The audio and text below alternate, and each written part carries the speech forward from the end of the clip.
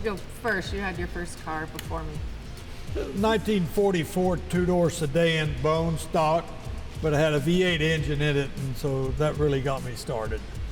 Mine was a 2001 Toyota Tacoma because I needed something to do yard work with, and I also wanted to go to the mountains and be able to help my dad when he was racing. So, like, no frills, but 4x4. My dream car is the Dodge Demon, and I regret not getting it when it was available. I mean, I'm sure they're available now, but for a very high dollar amount. But sentimentally for me, working with Dodge and testing it and developing it, setting records with it, Guinness Book, and then not having one of my own, and something that I think will stand in the history of time for muscle cars for a long time. That's why it's my dream vehicle, because I dream to have it someday. Mine was a Viper. I always wanted one.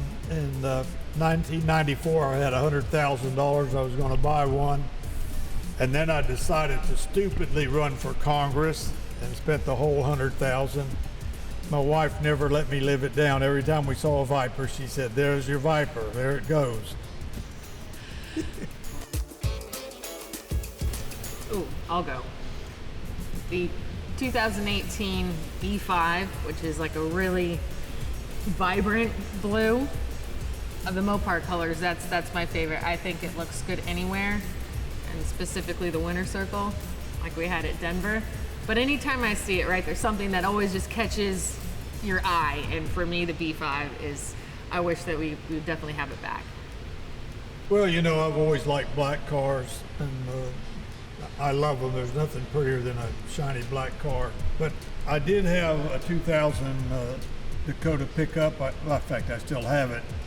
And I bought it brand new. It had that real beautiful metallic blue, and I was really attached to that. And so my second pick would be that blue.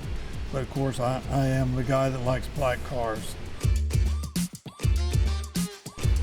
I think Ford ought to bring back the 40 Ford Coupe and build one today's standards, but look just exactly like that. And I think it would be a real winner. It'd be something they could really make some money with. I have a hard time with that question because I didn't grow up around a lot of muscle cars. And for me, like, the modern day muscle cars are what resonates with me. And I think, like, I really think that Dodge got it right with the current Challenger.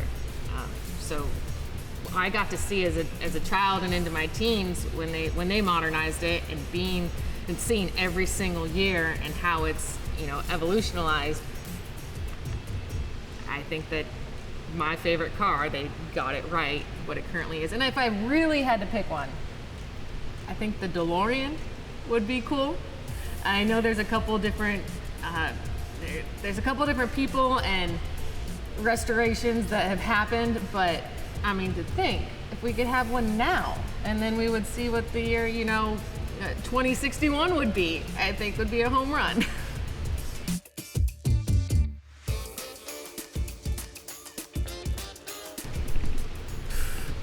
I guess I'll go first because I haven't won near as many as you. I'd have to say it was my first Top Fuel win in 2016 in Phoenix. It was a day where nothing went right. The testing beforehand didn't go well. We had yarded out a couple engines. We were really struggling, but we kept picking off wins, and we were the most consistent we'd ever been, and that was in eliminations. Had a couple whole shot wins, and then first female final round in decades, and that win came with so much emotion. And if we could duplicate that day, that performance, and that drive to win, you can't ever duplicate your first. So between Top Fuel, my first win, and then the final round of winning the 2018 championship for Mopar in the drag pack, that really put together everything that we created the program for, which was to bring support of Mopar back to grassroots racing and do it with a developmental team, and then for the world to see that we developed, and we really stank in the beginning of the year, and then we got better, and then we kicked everyone's butt, and then to bring home that Wally Gold and then that championship. And the final round was actually the semifinal, and I had the longest burn down in my history, 34 seconds at the starting line, and I knew he had a good blower, and so it was better than his, and he wants to burn down, that's fine. And when we won that semifinal and that locked us in, that was a really cool moment to win, not for myself, but for Dodge and Mopar. And when you're a part of something bigger than you, it creates memories that are really bigger than anything else. My favorite win was Ontario 1975. It was the first Winston World Championship.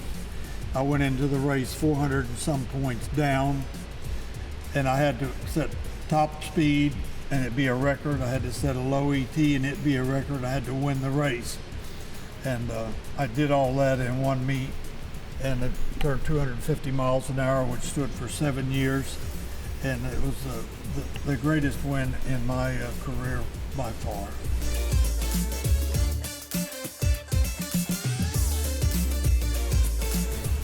Another hobby? Oh, I do. I have several. What are they? Well, I collect firearms. That's one I like. And I flip houses. That's another one. It's kind of like a hobby. I have a coin collection, a large coin collection. It goes all the way back to my grandfather. And I collect antique cars. I have a museum full of them. You know, personal, not just a museum. I would say for me, my number one hobby outside of racing would be wake surfing.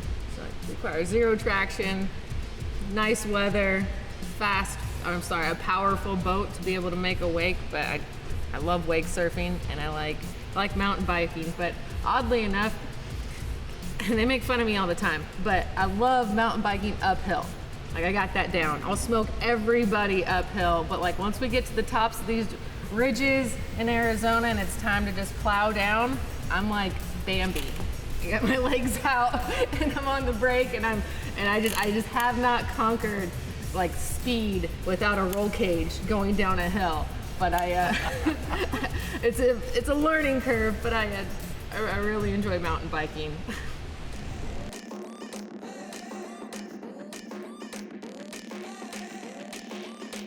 My daily driver is a 2017 Hellcat Challenger. I absolutely love it. And then when I'm in Arizona, I have a Ram Rebel. And I do not have a project car. I don't quite have the project time right now, but I hope to someday. My dad has a 2005 Viper, which was his dream car. And the money he had from selling his business, he had that, and I'm currently taking care of it. And I guess it currently is a project. AC doesn't quite work in 120 degrees in Arizona. And my project is keeping it running and keeping it in the family. Well, my daily driver is a Dakota pickup with a Hemi engine, a 6.4 Hemi in it. We did that ourselves at the shop. And then I use it a lot for work. And my nice car is the 2011 Mopar Charger number 723. They built 1,500 of them, and they gave it to me for my 80th birthday. It's very cool. A project car? Not right this minute, but I've got one on the back burner. Well, you know, I've got an electric dragster, and I'm thinking about building a new one because they're going to have new batteries soon. And I think I could build a car that could reach 250 miles an hour on batteries, and would be very reliable. So that's really my next project. Do you see a place for electrification competition in the near future for professional drag racing or sub-professional drag racing? I don't see it within like a year or two, but I'd say 5 years we'll have some electric classes. The cars will come first, you know, because the factory's going to do it, so that's going to give us electric cars. The electric dragsters will come a little later because they're a little more complicated than just building a gasoline-powered dragster. So, but we will have electrification because it's going to be all over the world, and unless they just completely outlaw internal combustion engines, they will never leave drag racing. What do you think it will take though for like our current fans, right? Love the noise and the power and the feel. Like what element, do you think we're going to be able to bring to those cars to be able to keep it captivating? I don't know the answer to that, but I can go back in time and tell you something that happened when the cars used to smoke the tires all the way through the lights. And then we got the slipping clutches and they didn't smoke, and so many people said that was the end of drag racing because all the wonderfulness of the smoke and everything and watching them doing that. In fact, some tracks wouldn't pay you your appearance money if you didn't smoke the tires. You couldn't come there and slip the clutch. And of course, that's all gone now. And I think the same thing will happen with electrification. I think the people will just get used to some of the cars being quiet. It'll just be part of it, You'll expect that.